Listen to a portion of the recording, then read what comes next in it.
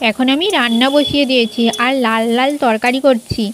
আর এখন আমি তরকারিটা কষছি। আর এদিকে আমার ঝোল রান্না হয়ে গেছে, মাছের ঝোল ফুলকপি দিয়ে। আর এদিকে সবজিটা ফুটছে। আর ওটা হয়ে গেলে আমার রান্না কমপ্লিট হয়ে যাবে। আজকে দুটো তরকারি রান্না করেছি। আর এদিকে আমার বর এখনও পর্যন্ত আসেনি, ওর জন্য ওয়েট করছি। আর এদিকে আমি মাথায় শ্যাম্পু করেছিলাম আর চুলগুলোও শুকাচ্ছি।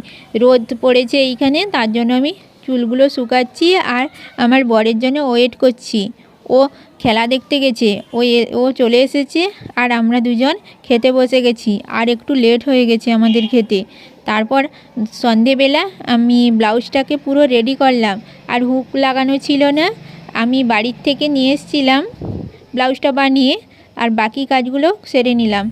তারপর আমি রাতের খাবার তৈরি করে দিয়েছি। এখন একটা বেগুন পোড়া করছি। আর বেগুনটা